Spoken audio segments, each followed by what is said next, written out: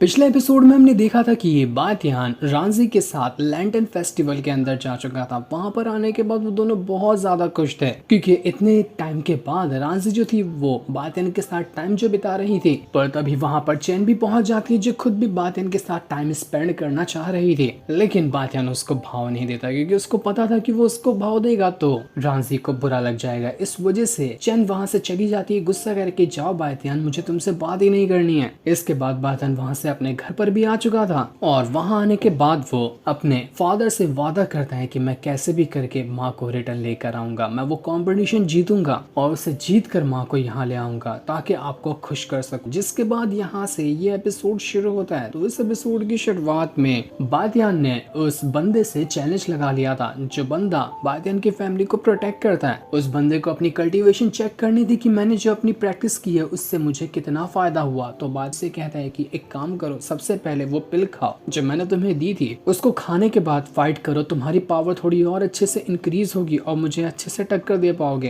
तो वो बंदा फट से ही उस पिल को खा लेता है। पिल को खाने के बाद ही उसकी पावर धीरे धीरे करते हुए बढ़ने लग गई थी। वो खुद को पहले से भी ज्यादा पावरफुल महसूस कर पा रहा था। वो बातें से कहता है कि चलो बात हो जाओ तैयार, मैं बिल्कुल भी रहम नहीं दिखाने वाला हूँ, बहुत अच्छे से अटैक करूंगा, तो तुम जरा सोच समझ के मेरे अटैक को झेलना। इसके बाद वो बातियान के ऊपर अटैक करना शुरू कर देता है। वो एक ही स्लैश अटैक बातियान के ऊपर करता है पर बातियान ने एक ही उंगली से उसके स्लैश को डिस्ट्रॉय कर दिया था। वो बंदा हैरान किया, अरे बातियान तुमने मेरी अटैक को एक उंगली से कैसे रोक लिया, ये तो कमाल कर दिया तुमने। पर इतना ही नहीं, मेरे पास और भी अटैक है। वो और भी कई सारे स्लैश अटैक बातियान के ऊपर करता है पर बातियान तो अपने हाथों की मदद से ही सारे के सारे अटैक को रोके जा रहा था। बातियान कहता है कि अरे यार अपने फुल पावर का इस्तेमाल करो, ये मत समझो कि मैं तुम्हारा दोस्त हूँ, ऐसा समझो कि मैं तुम्हारा दुश्मन हूँ और पूरी जान लगाकर अटैक करना। तो चलो आ जाओ अटैक करो वापस से। ये सुनकर वो बंदा कहता है कि ठीक है फिर अब तो मैं बताता हूँ कि मैं क्या कर सकता हूँ, बाद में मुझे मत कहना अगर तुम्हें चोट लग गई तो। इसके बाद वो बंदा फिर से अपनी पावर को एक्टिवेट करने लग जाता है और वो अब पहले से भी ज्यादा खतरनाक अटैक बातियान के ऊपर कर रहा था। वो एक बार के अंदर 1000 स्लैश का इस्तेमाल कर लेता है और सारे स्लैश को उसने बातियान की तरफ ही भेज दिया था। पर बातियान अपना बैरियर बनाते हुए सब के सब स्लैश अटैक से यहाँ पर बच जाता, उसको कुछ भी नहीं हुआ था। वो बंदा यहाँ पर अभी भी नहीं रुकता, एक के बाद एक करते हुए उसने बातियान के ऊपर अटैक करना शुरू कर दिया था। पर फिर भी वो बातियान के ऊपर अटैक करना तो छोड़ो, वो बातियान को टच भी नहीं कर पा रहा था। लेकिन एक चीज यहाँ पर बड़ी कमाल की हो रही थी कि जब जब वो बातियान के ऊपर अटैक करता तो उसकी खुद की जो पावर थी वो इंक्रीज होते जाती। जहां वो पहले कम पावर महसूस कर पा रहा था, थोड़े अटैक के बाद वो और ज्यादा पावर को महसूस कर पा रहा होता है। इसलिए वो और हिम्मत बढ़ाकर वापस से बातियान के ऊपर अटैक पे अटैक किए जा रहा था। क्या पता इससे मेरी और ज्यादा पावर बढ़ जाए। बातियान भी उसका साथ देते हुए उसके ऊपर जवाबी हमला करता है पर वो उतना ज्यादा स्ट्रॉन्ग अटैक नहीं कर रहा था कि इस बंदे को चोट लग जाए। बातियान इसके बाद अपनी मार्शल स्वॉर्ड को भी बाहर निकाल लेता है और उसकी मदद से उसने उस बंदे के ऊपर अटैक कर दिया था। पर वो बंदा फिर भी हिम्मत नहीं हारता, जितनी उसको पावर मिली थी वो उतना ही ज्यादा हिम्मत से बातियान के साथ फाइट करते जाता। दोनों की फाइट बहुत ज्यादा जबरदस्त चल रही थी और जब यहाँ पर इतना खतरनाक वाला अटैक वो बंदा यहाँ पर बातियान का रोक लेता है तो बातियान सीधा का सीधा अपनी पावर को ही ट्रांसफर कर देता है उस बंदे के अंदर,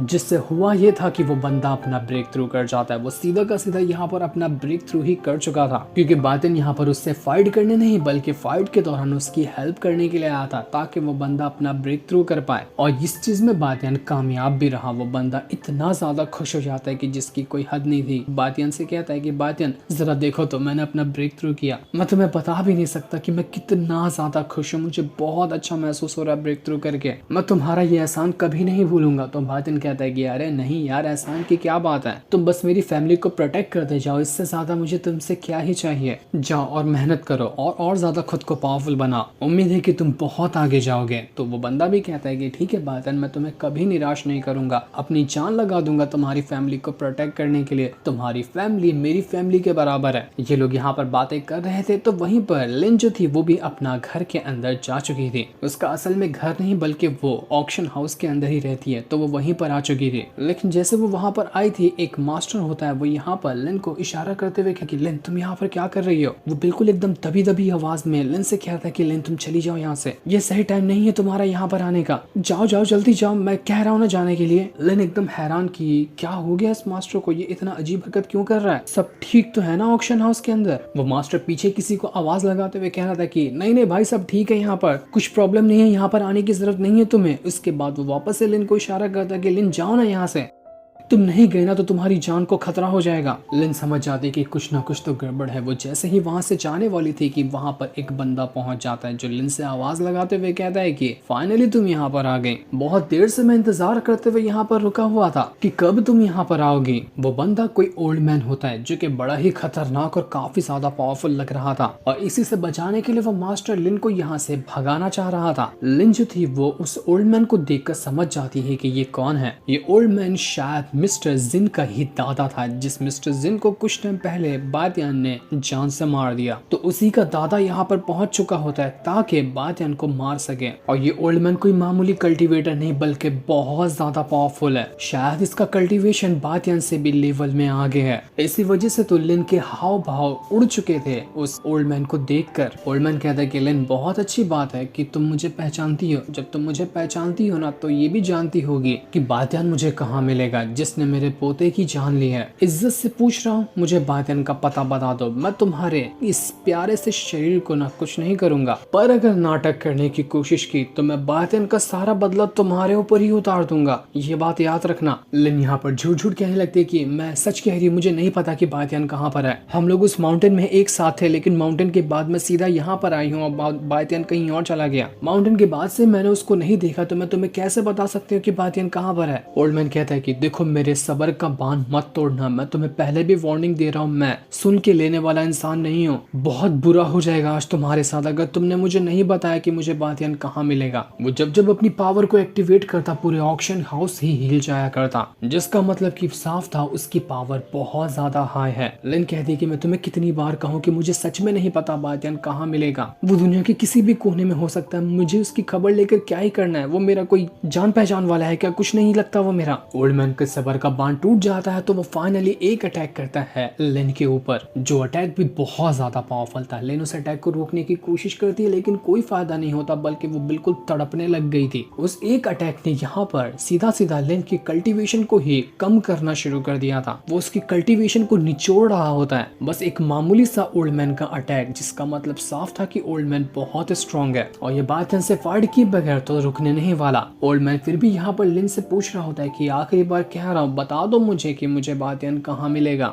वरना जो हाल तुम्हारा अभी है ना इससे भी बुरा हाल कर दूंगा, तुम अपनी मौत को तरसोगी। पर लिन को पता था कि अगर ये ओल्ड मैन बातियान से मिला ना तो बातियान की जान को खतरा हो सकता है। बातियान अभी इतना स्ट्रॉन्ग नहीं कि वो इस ओल्ड मैन को बहुत आसानी से हरा दे। ये ओल्ड मैन बहुत ज्यादा पावरफुल है, इसलिए मैं अपनी जान दे दूंगी लेकिन बातियान की लोकेशन इसको नहीं बताऊंगी। वो सिर्फ इतना कहती कि मुझे नहीं पता बातियान कहाँ है, तुम मुझे जो करना है मेरे साथ वो कर दो, मेरी जान ले लो, लेकिन मेरा जवाब नहीं बदलेगा क्योंकि मुझे पता ही नहीं कि वो मुझे कहाँ मिलेगा, तो मैं तुम्हें बता क्या सकती हूँ। और मैं समझ चुका था कि ये ना झूठ कह रही है, इसको पता है कि बातियान कहाँ पर है लेकिन उसको बचाने के लिए ये नाटक कर रही है। तो मैं इसको ऐसी सजा दूंगा ना कि इसकी हालत देखकर दौड़ा दौड़ा बातियान खुद मेरे पास चलते हुए आएगा, इसकी जान की भीख मांगते हुए। ओल्ड मैन फिर से लिन से पूछता है लेकिन इस बार भी लिन नहीं बताती। तो ओल्ड मैन कहता है कि बस बहुत हो गया, अब तुम नहीं बचोगी। वो उसका गला दबाते हुए उसके कल्टीवेशन को डिस्ट्रॉय करने की कोशिश कर रहा था ताकि लिन की सारी पावर यहाँ पर खत्म हो जाए। लिन की हालत पूरी तरह से बद से बदतर हो चुकी थी और अब उसको ढंग से होश भी नहीं होता है। वो मास्टर सीधा सीधा लिन को जाकर बचाने की कोशिश कर रहा था कि लिन तुम ठीक होना, लेकिन उसको पता था कि उसने लिन को कुछ भी करने की कोशिश की थी ये ओल्ड मैन उसको भी जान से मार देगा। तो ना चाहते हुए वो मास्टर लिन की मदद नहीं करता और उसको ऐसे ही अधमरी हालत में छोड़ देता है। इसी वजह से तो मास्टर लिन को भाग जाने कह रहा था क्योंकि उसको पता था कि ऐसा ही कुछ हाल होने वाला है। ओल्ड मैन उस मास्टर से कहता है कि जाओ और इस लिन को ना किंगजी लेक जो है उसके ब्रिज के ऊपर ही ना टांग देना। जब पूरे इलाके में इसकी खबर फैलेगी ना तो वो बातियान दौड़ा दौड़ा उसको बचाने जरूर आएगा और तब मैं उसकी जान ले लूंगा। देखता हूँ कि कौन से बिल के अंदर बातियान कितने टाइम तक के छुप कर रह सकता है। तो वहीं बातियान जो था वो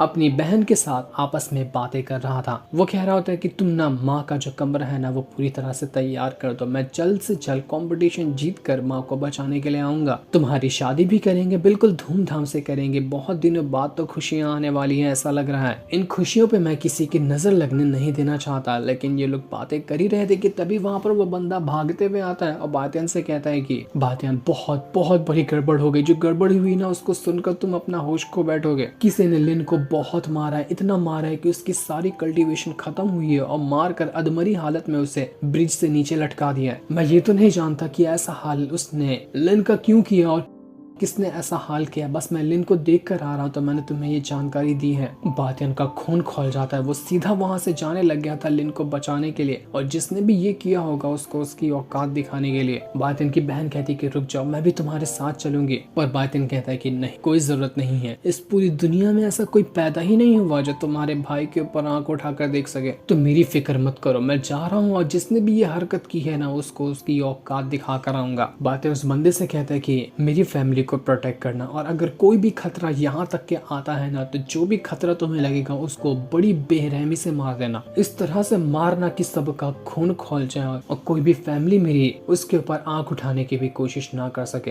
तुम्हें खुली छूट है। इतना कहने के बाद बातियान उसी किंग्सली लेक के पास जा चुका था ताकि लिन को बचा सके। बातियान जैसे ही उस लेक के पास आता है उसको सामने लिन दिखाई देती जिसको ब्रिज से बिल्कुल लटका दिया गया था। बिल्कुल ही वो अधमरी हालत में थी, चारों तरफ से उसको सिर्फ खून ही निकल रहा था। बातियान जैसे ही लिन के पास जा रहा होता है उसका रास्ता काटते हुए बीच में आ चुका था वही ओल्ड मैन। वो कहता है कि फाइनली मेरा प्लान काम कर गया और तू देख तो तू अपनी मौत के पास खुद चलते चलते आ गया है। लिन यहाँ पर बातियान से कहती कि बातियान तुम यहाँ से चले जाओ, ये ना मिस्टर जिन का दादा है, ये बहुत ज्यादा खतरनाक है और एक टाइम पे ये पूरे के पूरे इस कंट्री का एम्परर हुआ करता था। इसके पास बहुत ज्यादा पावर है, तो इसलिए तुम्हें अब यहाँ से जाना होगा वरना तुम्हारी जान को खतरा हो सकता है। मैं तुम्हें कुछ होते हुए नहीं देख सकती, तुम्हें बचाने के लिए तो मेरी ये हालत हुई है, तो तुम यहाँ पर क्यों आए, जल्दी से चले जाओ यहाँ से। लेकिन बातियान कहता है कि तुम्हें कुछ कहने की जरूरत नहीं है, मैं तुम्हें बचाने जरूर आऊंगा, लेकिन बचाने से पहले इस बुढ़ाऊ को ना कब्र के अंदर डाल कर आऊंगा। इसको क्या लगता है कि इसने मुझे बुलाया है अपने पास मुझे मारने के लिए? नहीं, बल्कि ऐसा नहीं है, इसकी मौत खुद इसके पास चल कर आई है जो कि मैं हूँ। ओल्ड मैन कहता है कि वाह, डायलॉग तो बहुत अच्छे मार लेते हो, लेकिन थोड़े टाइम के अंदर पता ही चल जाएगा कि मौत आज किसकी लिखी हुई है। चाहे आज तू मरेगा चाहे आज मैं मरूंगा, लेकिन मरना तो किसी ना किसी का आज लिखा ही हुआ है, क्योंकि माहौल ही ऐसा बन चुका है। इसके बाद ओल्ड मैन जैसे ही अपनी पावर को एक्टिवेट करता है पूरे के पूरे इलाके के अंदर धमाका हो चुका था, मानो कि ब्लास्ट हो गया हो। ये देखकर बातियान भड़क जाता है तो वो भी अपनी पावर को एक्टिवेट करता है और सीधा का सीधा चला जा चुका था ओल्ड मैन के साथ फाइट करने के लिए। ओल्ड मैन यहाँ पर अपनी पावर का इस्तेमाल करते हुए बातियान के ऊपर अटैक तो करता है, लेकिन बातियान भी यहाँ पर उसके अटैक का जवाब दे रहा था। ओल्ड मैन ने यहाँ पर किसी तरह के स्नेक बीस्ट को बातियान के ऊपर भेज दिया था, लेकिन फिर भी बातियान बड़ी आसानी से उस अटैक को रोक लेता है। और जैसे ही वो बहुत ऊंचाई से जमीन पे गिरने वाला था कि बातियान ने सीधा सीधा पूरे के पूरे लेक के पानी को ही अपनी आइस पावर की मदद से जमा दिया था। वो पानी पूरी तरह से जब वहां पर जम जाता है तो बातियान उसी पानी के ऊपर खड़ा हो जाता है। ओल्ड मैन कह रहा था कि मुझे नहीं पता था कि तेरे पास इतनी बढ़िया वाली आइस पावर भी है, तुझसे फाइट करके मजा आएगा। मेरे बहुत दिनों की तमन्ना आज पूरी होगी कि कोई पावरफुल बंदा मुझे मिले जिसके साथ मैं बढ़िया वाली फाइट कर सकूं, और देख तो मुझे मिल गया, तो प्लीज मुझे डिसअपॉइंट मत करना, जल्दी हार कर। इसके बाद वो सीधा का सीधा लिन को पकड़ता है और अपने पास बुलाकर एकदम टाइट से उसका गला दबाने लग गया था। वो बातियान से कहता है कि पहले ना मेरा बहुत मन कर रहा है कि मैं उसको जान से मार दूं, उसके बाद जो तेरे मन के अंदर आग लगेगी ना तू और अच्छे से फाइट करेगा। क्यों, क्या कहता है, मार डालू कि मैं इसको पहले? बातियान कहता है कि लिन को कुछ हुआ ना तो तेरी ऐसी हालत करूंगा कि वो चीज तूने बुरे सपने में भी नहीं सोचा होगा, इसलिए उसको छोड़, लिन को कुछ नहीं होना चाहिए। लेकिन बातियान अभी लिन को जाकर बचा पाता या उसको वो नहीं बचा पाएगा, ये चीज अभी हमें नहीं बताई जाती, ये चीज नेक्स्ट एपिसोड में पता चलेगी। तब तक के लिए